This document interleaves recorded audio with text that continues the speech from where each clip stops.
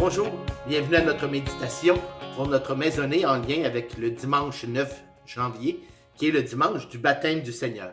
Je vous lis la finale du texte de l'Évangile qui sera proclamé dans les églises pour le dimanche 9 janvier. Comme tout le peuple se faisait baptiser et qu'après avoir été baptisé lui aussi, Jésus priait. Le ciel s'ouvrit. L'Esprit Saint, sous une apparence corporelle, comme une colombe, descendit sur Jésus. Et il y eut une voix venant du ciel. « Toi, tu es mon Fils bien-aimé. En toi, je trouve ma joie. » Jésus est baptisé. On célèbre le baptême de Jésus quelques jours après la fête de sa naissance, un peu comme les petits-enfants qu'on baptise. Pas longtemps après leur naissance, on les baptise. Mais Jésus était au début de son ministère, il y avait une trentaine d'années. Vous savez, le baptême est un geste qu'on pose traditionnellement dans notre culture pour les petits-enfants qui naissent. C'est comme le rite d'entrée dans la vie. Toutes les cultures, toutes les religions ont toujours un geste qui signifie l'entrée dans la vie. Un enfant qui vient au monde, c'est quelque chose de spécial et il faut le signifier d'une façon particulière pour manifester notre joie de la venue d'un enfant. Et dans notre culture chrétienne, bien, le geste du baptême est devenu au fil du temps aussi le geste d'entrée dans la vie. J'ai vécu des expériences particulières depuis que je suis revenu au Canada. Vous savez, j'ai été au Brésil pendant plusieurs années. J'ai été 8 ans, par exemple, curé d'une paroisse. Et avant de partir de la paroisse, j'étais curieux. J'ai été prendre les registres des baptêmes. Et j'ai regardé à quel numéro se trouvait le premier baptême que j'ai fait quand je suis arrivé dans la paroisse. Et 7 ans et demi plus tard, quand je l'ai quitté, j'étais rendu à quel numéro dans les baptêmes. Et j'en avais célébré plus de 2000. Alors, c'est pour vous dire, en 7 ans, près de 2000 baptêmes, de petits-enfants, jamais d'adultes. Et le baptême, donc, qui peut marquer cette entrée dans la vie. Mais de plus en plus, on voit des gens qui trouvent d'autres façons de marquer l'entrée dans la vie. Et moi, j'ai vécu, je le disais un peu plus tôt, des expériences spéciales depuis que je suis revenu au Canada.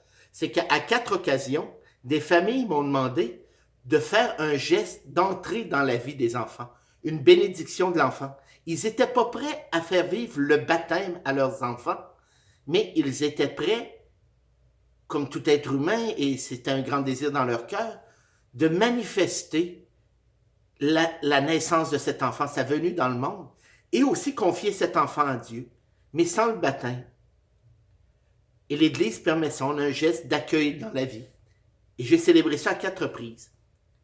Et ce que les parents me disaient, c'est que, vous savez, notre enfant, nous on croit en Dieu, et on croit que notre enfant doit être sous le regard de Dieu, et on veut manifester sa venue dans le monde, célébrer ça avec nos amis, avec nos familles. Mais le baptême est un geste engageant, qui fait que la personne entre dans la famille des enfants de Dieu. Et pour nous, cette dimension-là, c'est un peu difficile à assumer et à vivre pleinement, selon tout le sens qu'un baptême. Alors, au lieu de ne pas être cohérent, de ne pas être d'accord avec tout ce que vit l'Église, à ne pas en comprendre vraiment le sens, bien, on ne demande pas le baptême, mais on voudrait une bénédiction de l'enfant. Le baptême viendra peut-être plus tard, mais je trouvais que ces parents-là vivaient quelque chose d'assez cohérent parce qu'ils disaient, on n'est pas prêt à ce que à nous-mêmes nous engager, à faire grandir notre enfant dans la foi de l'Église parce que on a de la difficulté avec certains aspects de la vie de l'Église. Alors, par souci de cohérence, il disait, on ne baptise pas. Mais j'ai trouvé ça intéressant comme démarche parce que quand on voit le baptême de Jésus aujourd'hui, on voit comment ce baptême-là est engageant. Hein? Quand Jésus est baptisé, à la fin, il y a une voix qui dit, toi, tu es mon Fils bien-aimé, en toi, je trouve ma joie. Avec le baptême de Jésus, il y a une confirmation de son identité comme Fils de Dieu. Et avec cette confirmation-là, ben, Jésus, si on continue le texte, on voit, il commence sa mission. Cette confirmation de la venue de l'Esprit en lui.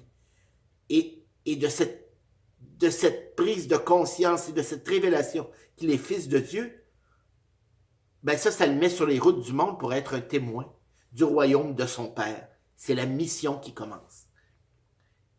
Eh bien, pour nous, c'est aussi la même chose. Hein? Le baptême, c'est une question identitaire. Ça fait de moi un fils et une fille de Dieu, habités par l'Esprit de Dieu. Donc, à moi aussi, on peut dire, tu es mon fils, tu es ma fille bien-aimée. C'est ce que fait le baptême. Il fait de nous des fils et des filles de Dieu.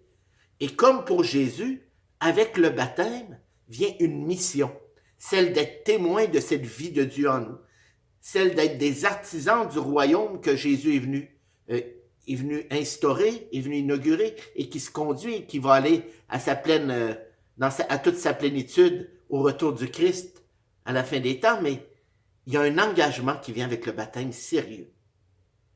Ça a été ça pour Jésus et ça devrait être ça pour tous les baptisés. On reçoit une grâce qui nous vient de Dieu. On reçoit un don de Dieu qui est la présence de son esprit, qui fait de nous des fils et des filles du Père, frères et sœurs du Christ. Mais là, ça nous envoie en mission.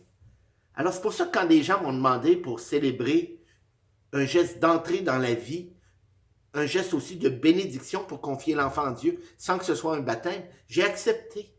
Parce que je me disais, ces gens-là sont cohérents, parce qu'ils ne sont pas prêts à toutes les implications qui viennent avec le baptême. En espérant qu'un jour, ils puissent découvrir, puissent grandir et découvrir cette grâce de Dieu qui rencontre des témoins du Christ. Et nous, notre baptême, qu'est-ce qu'il veut dire? Est-ce que je prends conscience qu'à mon baptême, on m'a dit, toi, tu es mon fils, tu es ma fille bien-aimée. Et si je prends conscience de ce grand don de Dieu, bien alors là, je suis envoyé en mission. Quand je fais des confirmations, des fois, je dis aux jeunes qui ont des références dans toute la culture d'aujourd'hui, il y a un auteur qui s'appelle Stan Lee, qui est l'inventeur de presque tous les personnages de dessins animés, des dessins animés Marvel, les Avengers et toutes ces choses-là, les super-héros.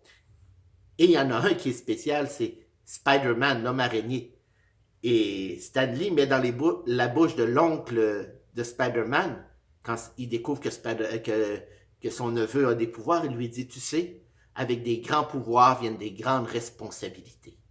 Eh bien, pour nous chrétiens, avec un grand don de l'esprit, au baptême vient une grande mission, celle d'être des témoins du Christ. Alors, je vous souhaite de vivre cette maisonnée en approfondissant le sens de votre baptême à travers le baptême de Jésus. Qu'est-ce que ça veut dire pour moi, être fils et fille de Dieu? Et quelles sont les conséquences concrètes dans ma vie de tous les jours? Voilà des questions avec lesquelles je vous laisse. Bonne maisonnée, bonne réflexion, bon partage.